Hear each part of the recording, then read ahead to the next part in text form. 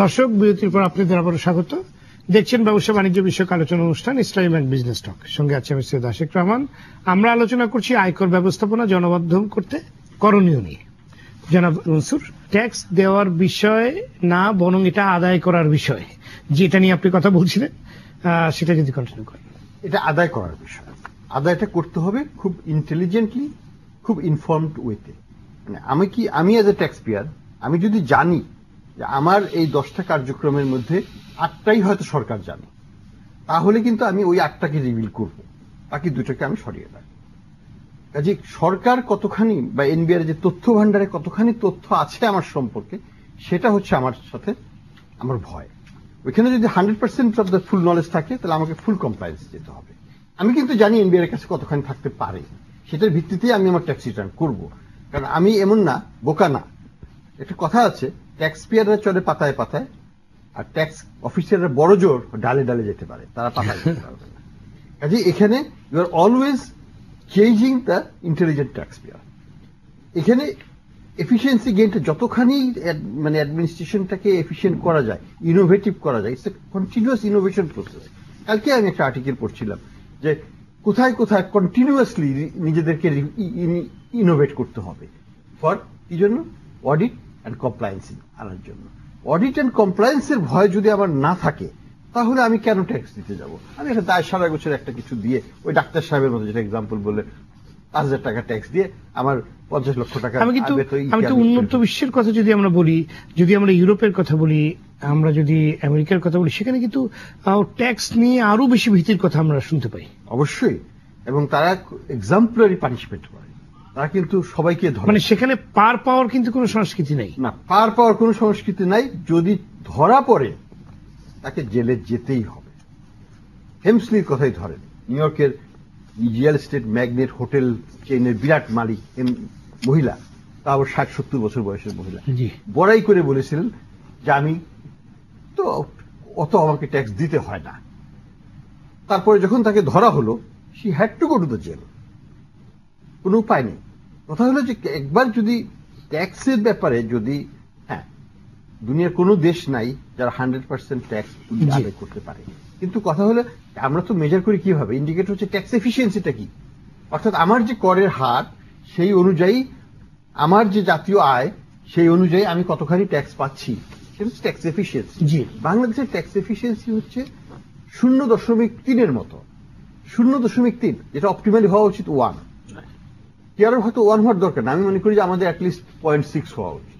তাহলে কিন্তু আমাদের জাতীয় আয়ের আমরা 8%, 9% চলে যেতে পারবো ট্যাক্স টু জিডিপি রেশিও, শুধু ইনকাম ট্যাক্সের থেকেই। তো আমাদেরকে ট্যাক্স অ্যাডমিনিস্ট্রেশনকে এফিসিয়েন্ট করে, ট্যাক্স এফিসিয়েন্সিকে বাড়িয়ে, প্রয়োজনে ট্যাক্স কর হার কিছুটা কমিয়ে বা সামঞ্জস্যকরণের মাধ্যমে আমাদেরকে এগোতে হবে, এবং ভীতিটা রাখতে হবে। ভীতি ছাড়া কিন্তু কর আদায় হয় না। কিন্তু ভীতি থাকবে যারা কর দেয় না, কিংবা অসাধু লোকের জন্য।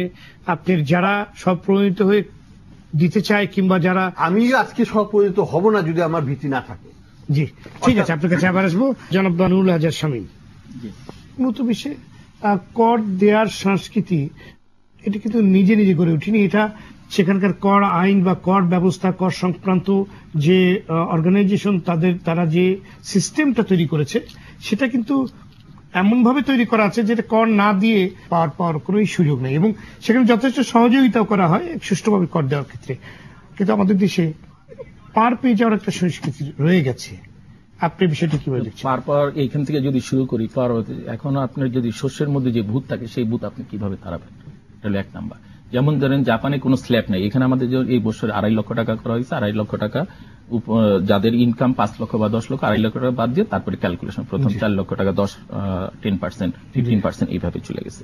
কিন্তু দেখা গেল যে উন্নত বিশ্বে আজকে দেখেন জাপান ইয়েতে আপনার সিঙ্গাপুরে 51,000 টাকা পার ক্যাপিটাল ইনকাম তাদের, সিঙ্গাপুরিয়ান ডলার। তো এখন তারা এত আগায় রয়েছে, আমরা এত কেন পিছিয়ে আছি?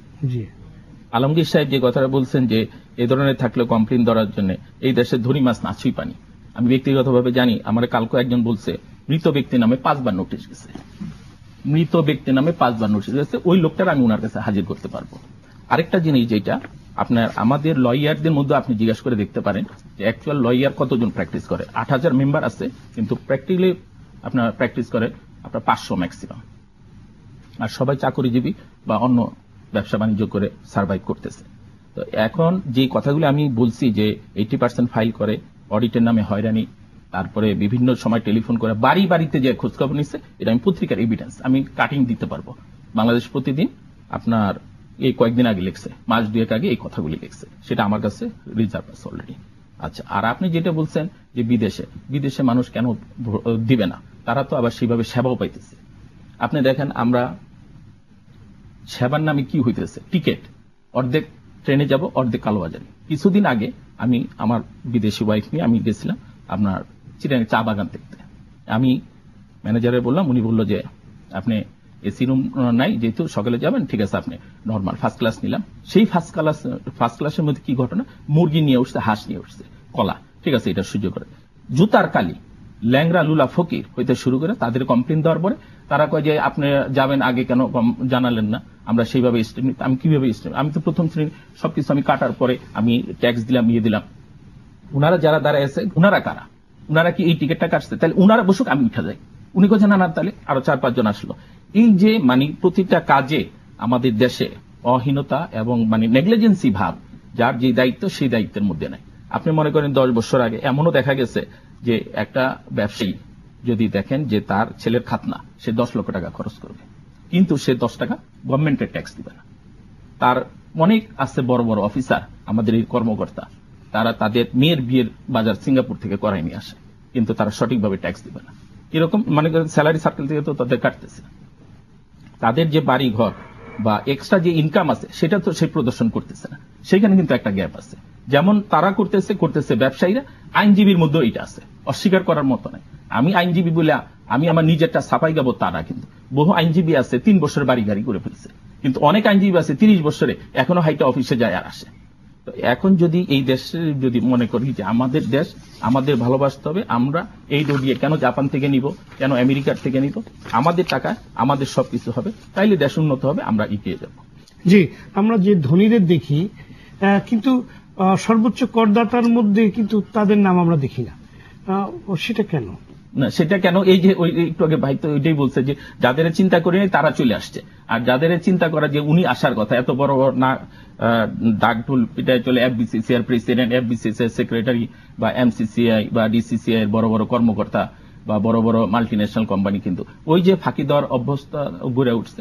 আর বড় জিনিস কি যে আমাদের যত শিক্ষিত হই না কেন, আমরা একটাবার কল্পনা করি না, আমার ধারণা যে হয়তো 10% কল্পনা করতে পারে যে রাষ্ট্র চলে তার জনগণের টাকায়।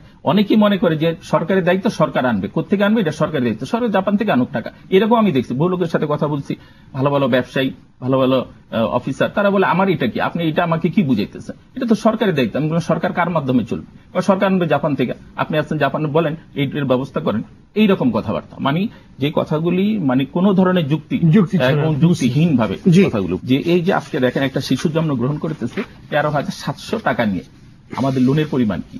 আমরা যদি এই জিনিসটা চিন্তা করি যে আমরা আমাদের দেশ স্বাধীন হয়েছে আজকে 46 বছর, আমরা কেন এই পর্যায়ে থাকবো?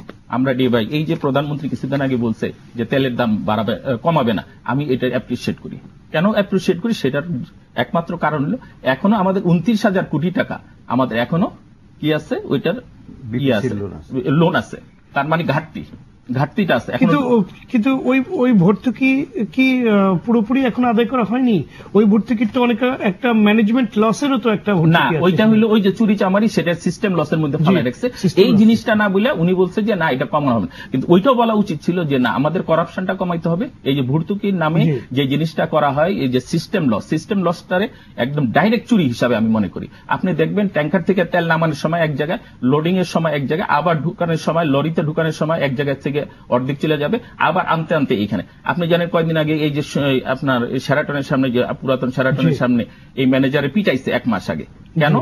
একমাত্র যে 1 লিটার তেলে মাইকা দেখা গেছে সেখানে 800 গ্রাম তেল আছে, মানে 1 লিটারে 200 গ্রাম কম আছে। তাইলে মনে করেন আমি 99 টাকা সরকারি দিতেছি, কিন্তু সে আমার থেকে নিতেছে 130 টাকা, তাহলে ওই টাকাটাও তারা আমার থেকে নিতেছে। তাইলে এখানে সাফার হইতেছে কিন্তু সাধারণ মানুষ, বেনিফিশিয়ারি হইতেছে তারা, এবং যারা লুটপাটের সাথে সম্পৃক্ত তারাই কিন্তু মূল